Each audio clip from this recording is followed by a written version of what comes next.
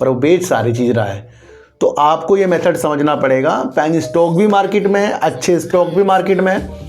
आपको अपनी प्रतिक्रिया को समझना पड़ेगा कि भैया हमें कौन सी चीज़ चाहिए जिसकी वजह से हम अच्छा हो सके। उसका इफेक्ट अभी नहीं लेकिन आने वाले कुछ महीनों में, सालों में पड़ सकता है। इसलिए होल्ड की दिशा से मुझे 2 शेयर लग रहे हैं वैसे सर, जहाँ से आपको वो चीज़ें देखने को मिले जिससे हमारे विकास हो। देखो सर, ये जो न्यूज़ है इसे आप छोटी न्यूज़ मत समझना। इस यानी कि अगर आप सोच नहीं सकते कि भैया अगर ये चीज़ें बदलने पे आ गई कि जो पहले चीन की कंपनी को चीज़ें लग रही थी भाई जासूसी की, यस बैंक से आपको रुकना, टिकना और प्रॉफिट कमाना बहुत भारी लग रहा है, जिससे तेजस नेटवर्क हो गया, ITI लिमिटेड हो गया या फिर HFCL हो गया, इनकी चीज़ों में क्या फ़ायदे आ सकते हैं। तो इसलिए आज की वीडियो को आपको यानी कि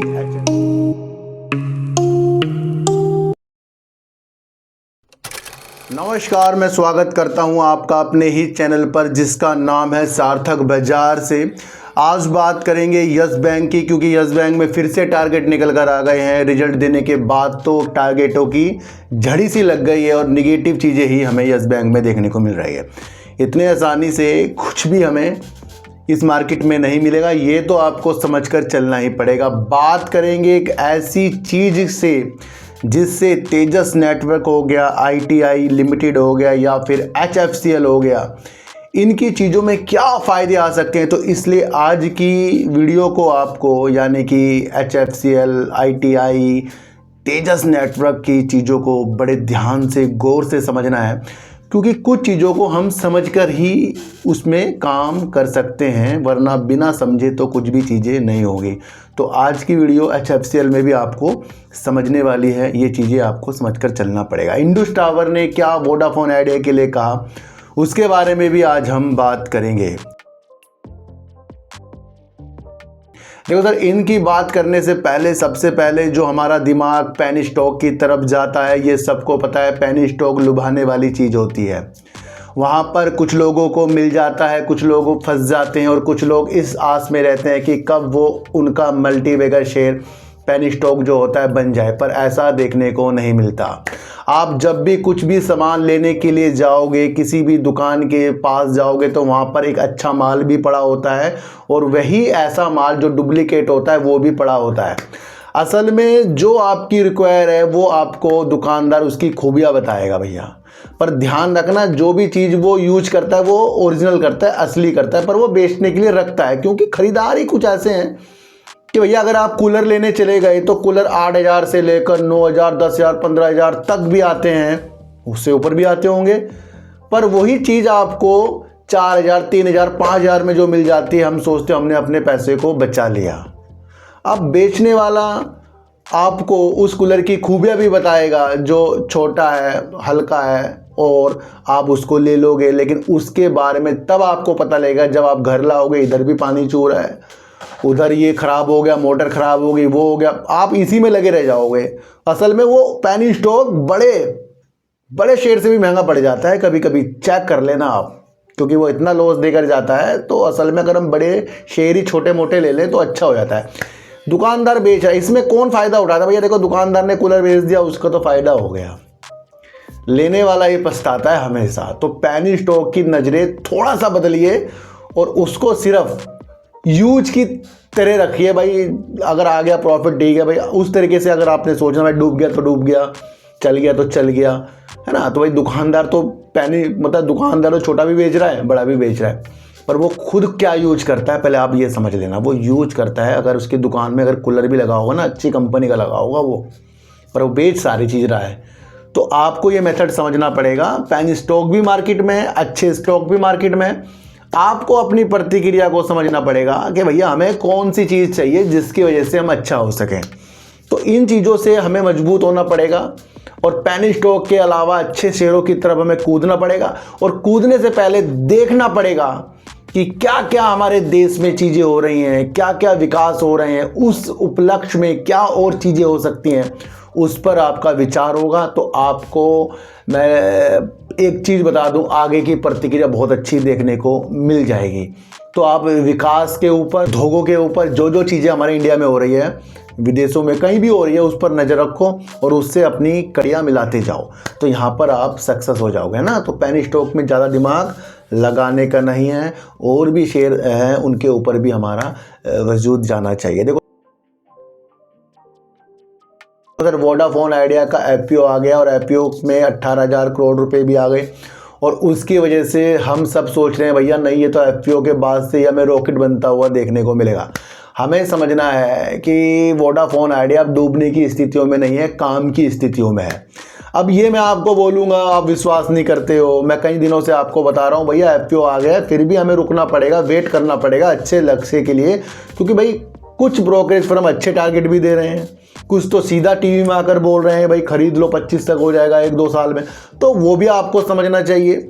भैया सबसे पहले आपको समझना है IPO आया अपनी काम के लिए, हमारे लिए नहीं आया। वो काम को सुधार करेगा, चाहे 4G का विस्तार हो या 5G रोल आउट करना हो, उसके लिए काम करेगा। अगर हमें पता लग जाए कि भाई 4G का विस्तार और 5G रोल आउट कब वो करेगा, तो वहाँ पर हमें एक संतुष्टि सी मिल जाती है। फिर भी इस चीज़ पर प्रकाश डाला है इंडस टावर ने, और इंडस टावर का वैसे रिजल्ट मैं आपको पहले इंडस टावर का रिजल्ट बता दूं, बहुत बेहतरीन रिजल्ट दिया है। और रिजल्ट में कंपनी ने जो सेल्स किए वो करीब 7,193 करोड़ रुपए की सेल्स की, और करीब 1,853 करोड़ रुपए का प्रॉफिट, जो साल दर साल काफ़ी ज़्यादा इसने प्रॉफिट करके दिखा दिया भैया इंडस टावर ने। देखो तो इंडस टावर के MD जो हैं प्रचुर साहा, उन्होंने अर्निंग के टाइम पर ये एक बात बोल दी जो खुद के लिए भी और वोडाफोन आइडिया के लिए भी पॉजिटिव संकेत है। समझो उन्होंने क्या कहा है, उन्होंने कहा है कि उनको उम्मीद है वोडाफोन आइडिया की IPO लाने की उम्मीद जो हो चुकी है, उससे वोडाफोन आइडिया की वित्तीय स्थिति में सुधार होगा, और उस सुधार से वोडाफोन आइडिया के सुधार से उनको भी फायदा होगा, क्योंकि भैया आपको पता है इंडस टावर का लेन देन चलता ही रहता है। तो यहाँ पर उन्होंने बहुत अच्छी बात कह दी है, और उन्होंने ये भी कह दिया है कि वोडाफोन आइडिया 17 प्राथमिक सर्किलों में 4G का विस्तार और 5G रोल आउट शुरू करने जा रहा है, पर डेट नहीं पता है। पर एक बड़े MD यानी कि इंडस टावर ने ही बता दिया, जो उसका ये एक कस्टमर है वोडाफोन आइडिया। तो ये एक बहुत पॉजिटिव संकेत हमारे लिए आ गया है। भैया इन चीज़ों को समझो, 17 सर्किलों में और 4G का विस्तार और 5G का रोल आउट करने की चीज़ों के साथ बताया। अब हमें इस चीज़ का वेट करना पड़ेगा, पर हमें ये समझना है कि वोडाफोन आइडिया की जो ये स्थिति सुधरेगी IPO के बाद, वहाँ पर इंडस टावर ताक लगा कर बैठा है और वो कह रहा है इससे हमें उनकी सुधार से हमें फ़ायदा हो सकता है। भैया होगा ही, क्योंकि काम तो इसे भी ज़्यादा मिलेगा, और जब वो 17 सर्किलों में 4G का विस्तार और 5G की चीज़ें बता रहे हैं, तो ये एक पॉजिटिव संकेत हमारे लिए। इंडस टावर में तो आया ही है, उसने तो अच्छा रिजल्ट दे दिया, वोडाफोन आइडिया में भी आ चुका है। तो लंबे समय के लिए आपको वोडाफोन आइडिया की चीज़ों को देखना चाहिए। अब बात करेंगे यस बैंक की। यस बैंक की सर रिजल्ट आने से पहले और रिजल्ट आने के बाद भी मैंने आपको समझाने वाली वीडियो बना दी थी।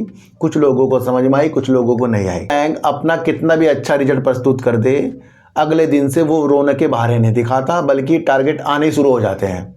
बीते दिनों मानस जायसवाल जी के इसके अंदर जो चीज़ें थी वो आपको समझ में आ गई थी। फिर आपको एक टारगेट देखने को मिला, कोटक ब्रोकरेज फर्म है जो, उसने एक टारगेट इसका 19 रुपये करीब का दे दिया। फिर JM फाइनेंशियल ने इसका टारगेट 18 रुपये का दे दिया। अब ICICI सिक्योरिटीज़ ने यस बैंक का टारगेट उसकी रिजल्ट को भाप कर, अलग अलग गतिविधियों को भाप कर करीब 20 रुपये का टारगेट अब इस तरीके से ICICI सिक्योरिटीज़ की तरफ से आ गए। भाई बहुत भारी है यस बैंक से आपको रुकना, टिकना और प्रॉफिट कमाना बहुत भारी लग रहा है, क्योंकि रिजल्ट तो अच्छा देने के बावजूद भी इस तरीके के जो टारगेट आते हैं वहाँ पर कुछ निवेशकों को ये प्रॉब्लम करके जा रहे हैं। तो आपको समझना है भैया, टारगेट आते रहेंगे, और टारगेट का मतलब आपको समझना है वो टारगेट होते हैं हाल ही के 3 महीने, 4 महीने, 5, 6, 7 महीने के, है ना, उस दौरान होते हैं। अगले महीने कुछ अच्छी न्यूज़ आ जाएगी तो टारगेट भी बदल जाते हैं भैया, है ना। इससे पहले ICICI सिक्योरिटी ने करीब 17 रुपये के टारगेट उन्होंने बढ़ा के और 20 रुपये कर दिए हैं, पर शेयर प्राइस अभी उससे ऊपर है। तो नुकसान में हम जैसे निवेशक इसलिए आ जाते हैं टेंशन में कि भैया हमने टारगेट सुन लिया है ना। भैया अब टारगेट सुन लिया तो समझना भी पड़ेगा, हो सकता है वहाँ तक के जाए। पर ये जितनी भी निगेटिव चीज़ें या टारगेट वाली चीज़ें किसी भी शेयर के लिए आए भाई उसे कबूल करो और उसे देखो कि हम कितने दिनों तक के किस शेयर के साथ जुड़ सकते हैं। और सारी की सारी चीज़ें मैंने यस बैंक में आपको बता रखी है, वो सारी चीज़ें कल ही बताई थी। वो आगे जाकर स्टेक का जाना, प्रमोटर, ये सारी चीज़ें आगे जाकर होंगी। फिलहाल अब इन टारगेट से अभी हमें झेलना पड़ेगा, क्योंकि अब कल की गिरावट ही आप देख लो। गिरावट में ही आप समझ ही चुके हो कि भाई टारगेट आने के कितने नुकसान हुआ है। जहां निवेशकों ने इसे खरीदने का प्लान जोरों शोरों से बनाकर बैठ गए और ले भी लिया होगा, फिर वहां गिरावट अगले दिन देख ली तो वहां पर दिल टूट गए होंगे। मैं कह रहा हूँ भैया इस शेयर से आसानी से और वोडाफोन आइडिया से आसानी से नहीं जीता जाएगा। यहाँ पर धैर्यता चलेगी। और वोडाफोन आइडिया ने तो अपना ग्रीन सिग्नल दिखा ही रखा है ना। यस बैंक तो ग्रीन सिग्नल पहले ही है, पर कुछ चीज़ों के साथ उलझा हुआ है, वो आपको समझ कर चलना पड़ेगा। देखो सर, अब बात करेंगे टेलीकॉम जो उपकरण होते हैं, इक्विपमेंट्स होते हैं, जो आपने टावरों में भी लगते हुए देखा होगा, या फिर अन्य जितने भी हमारे दूरसंचार की कंपनियां हैं उनके अंदर इस तरीके के इक्विपमेंट जो होते हैं वो अनिवार्य हैं, क्योंकि उसके बिना नेटवर्क की चीज़ें आना पॉसिबल नहीं है। तो यहाँ से हमें सबसे पहले ये चीज़ें देखनी चाहिए कि टावरों में जो इक्विपमेंट्स लग रहे हैं या फिर अलग इनके जो भी दूरसंचार कंपनियां होती, जो भी इक्विपमेंट्स यूज करती हैं, उसके ऊपर एक बहुत अच्छी न्यूज आई है। उस न्यूज को हमें समझना पड़ेगा और उस न्यूज का इफेक्ट अभी नहीं लेकिन आने वाले कुछ महीनों में, सालों में पड़ सकता है। इसलिए होल्ड की दिशा से मुझे 2 शेयर लग रहे हैं। वैसे सर ITI भी है, तेजस नेटवर्क भी है और आपका HFCL भी है जो इस तरीके के इक्विपमेंट्स बनाता है। फिर भी मुझे जो शेयर अच्छा लगता है सर तेजस नेटवर्क और HFCL लगता है। बात क्या है, बात 2020 से स्टार्ट हुई है, जब राष्ट्रीय सुरक्षा के लिए, भाई हमारा देश है, दूसरे लोग यहाँ जासूसी भी कर सकते हैं और सीधा सीधा विश्व स्तर पर जो सुरक्षा की चीज़ें हैं, निगरानी की चीज़ें हैं, उसे देखते हुए जो 2 कंपनी चीन की थी, ZTE और हुआई, अधिकतर हमारे इंडिया की कंपनियों में अपने इक्विपमेंट्स बेचती थी, है ना। तो ये आपको समझना है। उसके ऊपर ये न्यूज़ निकल कर आई है कि सरकार जल्दी से जल्दी कुछ फैसला इसके अंदर ले सकती है या आगे जाकर कुछ नियमों के तहत कुछ काम होगा। तो भैया अब ये जो नियम लेकर आए थे 2020 में था, लेकिन इसको लागू कर दिया था कि भाई ये जो विक्रेता है, जो माल बेचता है, वो उसी से ही जो टेलीकॉम कंपनियां हैं उनसे इक्विपमेंट्स लें। इंडिया की तो 3-4 हैं, ये आपको पता है। लेकिन चीज़ मैं बता दूं, इस तक जो कंपनियां थी, वोडाफोन आइडिया, एयरटेल और BSNL, अभी तक के ZTE से और आपका हुआई से उपकरण लेती थी। पर कुछ ये नियमों के तहत, प्रतिबंध लगने के तहत, फिर सरकार ने कहा विश्वसनीय जो इस तरीके से बेचने वाले उपकरण हैं उनसे ही लिया जाएगा, जिसके अंदर भाई सोनी है, एरिक्सन है, इस तरीके की चीज़ें हैं। पर हमारी घरेलू कंपनियां भी हैं इस तरीके का जो वर्क करती हैं, और आपको देखने को मिला भाई जियो के साथ भी कुछ पार्टनरशिप करके HFCL या तेजस नेटवर्क इस तरीके से इंडियन कंपनियों में अपनी इक्विपमेंट की चीज़ों के साथ दिख रहा है। तो वहाँ पर इस न्यूज का बहुत इफेक्ट पड़ने वाला है, क्योंकि सरकार कह रही है कि टेलीकॉम वाली कंपनियां खुद ब खुद, यानी कि सब आकलन करें कि उनके टावरों में या वो जो भी चीज़ यूज करते हैं, इक्विपमेंट यूज करते हैं, उनके अंदर जो उन्होंने विश्वसनीय, यानी कि किसी पे जो भरोसा नहीं है बेचने वाला, उससे कितनी उनके पास इक्विपमेंट है, वो एक लिस्ट बनाए उसकी। तो अभी उनको ये कहा गया है और उचित समय आने पर इसको विश्वसनीय स्रोतों से, जो अच्छी कंपनियां होती हैं, उनसे ये बदला भी जा सकता है। यानी कि अगर आप सोच नहीं सकते कि भैया अगर ये चीज़ें बदलने पे आ गई कि जो पहले चीन की कंपनी को चीज़ें लग रही थी भाई, जासूसी के डर से, चिंता के विषय से ये चीज़ें की जा रही है, और ये इसलिए भी की जा रही है, ये अमेरिका की नक्शे कदम पर इस तरीके की चीज़ें करी जा रही है क्योंकि अमेरिका ये कर रहा है। ये आप समझना, वो भी अपनी सुरक्षा के लिए इस तरीके के उपकरणों को उतार कर और अच्छी विश्वसनीय चीज़ों के साथ अपने उपकरण लगा रहा है, और उसे देखते ही भारत भी इसके अंदर जागरूक हो रहा है। और यहाँ सीधा सीधा ITI, तेजस नेटवर्क और HFCL जैसी कंपनियों को फ़ायदा हो सकता है। मैं आपको बता दूँ, ये घरेलू कंपनियां हैं, और मैंने आपको पहले भी कहा था कि हमारी घरेलू कंपनियों को बढ़ावा देने के लिए मोदी जी ने पहले ही कुछ चीज़ों के साथ बताया है। तो आपको ये समझना है कि अब कंपनियां अपना दोबारा देखेंगी कि उनके पास कौन कौन से इक्विपमेंट्स हैं जो ऐसी कंपनियों से लिए गए हैं जो विश्वास के पात्र नहीं हैं। और अब अगर ये बदलने में आ गया, सरकार जब भी ये चीज़ें करे, तो भैया आप देख लेना, ये काफ़ी अच्छा एक सेक्टर होने वाला है। क्योंकि उपकरण अगर ज़्यादा से ज़्यादा इंडिया के ही लग जाएं तो फिर कंपनियों को कितना फ़ायदा होगा, ये मैं आपको एक अलग चीज़ बता रहा हूँ, ये आपको समझना। और 2020 में जब ये चीज़ें सोची गई थी तो इस पर निर्णय कब लिया गया था? 2021 जून को ये लागू हो गया था। भाई अब कहीं से आप इस तरीके से उपकरण नहीं लोगे।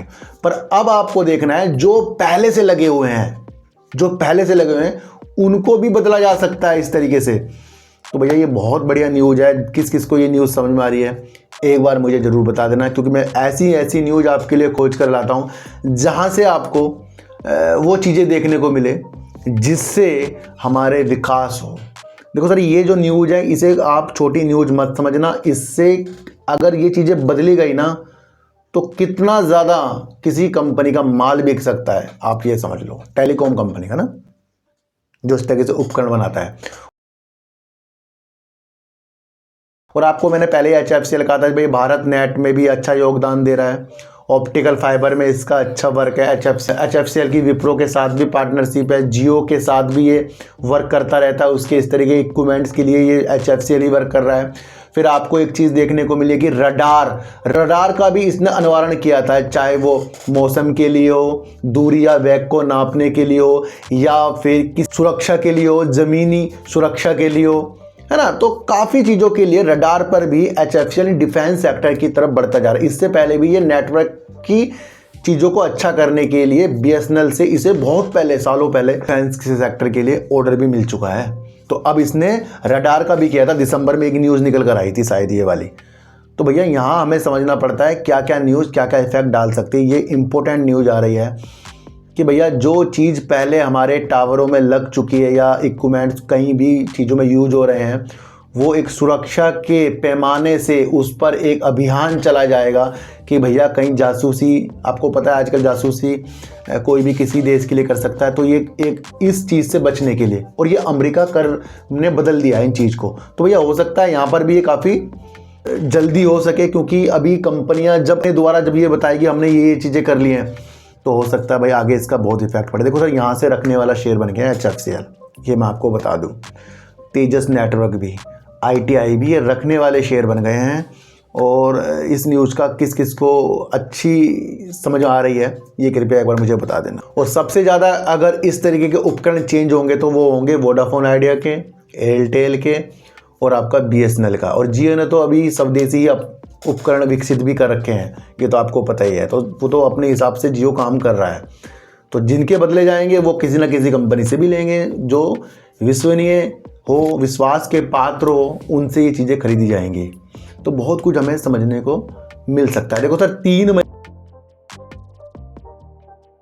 को आ रहा है HFCL का रिजल्ट, और ये शेयर वाकई ही अपनी काबिलियत के अनुसार रखने वाला शेयर है। बीच में इस शेयर ने तेज़ी भी दिखाई है, पर हम उस तेज़ी के चपेट में नहीं आएंगे क्योंकि इसका विषय हमारा लंबे समय का हो सकता है। क्योंकि आगे काफ़ी ज़्यादा 5G और फिर 6G इन पर फ़र्क होता ही जाएगा। 4G में तो आपको पता है चल ही रहा है। तो वहाँ पर BSNL को भी इससे ऑर्डर की दरकार थी, तो वो भी आपको समझकर सारी चीज़ें चलनी पड़ेगी। दिसंबर 2023 में अगर हम HFCL की सेल्स देखें तो वो 1032 करोड़ की थी और 82 करोड़ का कंपनी ने प्रॉफिट कर दिया था। तो ये भी एक अच्छी इसकी सेल्स और प्रॉफिट था। अब इसका Q4 3 मई को आएगा, वहाँ पर भी हमें कुछ अच्छा देखने को मिलेगा। केस फ्लो भी कंपनी का बेहतरीन है। प्रमोटर कंपनी के अंदर जो है 35.69% है, FIs कंपनी के अंदर करीब 7.66% है और DIs कंपनी के अंदर करीब 5.68% के हैं। और आपको देखने को मिलेगी पब्लिक इस कंपनी के अंदर 48.91% की पब्लिक है। पर पब्लिक के अंदर सर सारे के सारे पब्लिक ही नहीं है, काफ़ी बड़ी बड़ी फर्मों ने पब्लिक में भी स्टेक ले रखा है।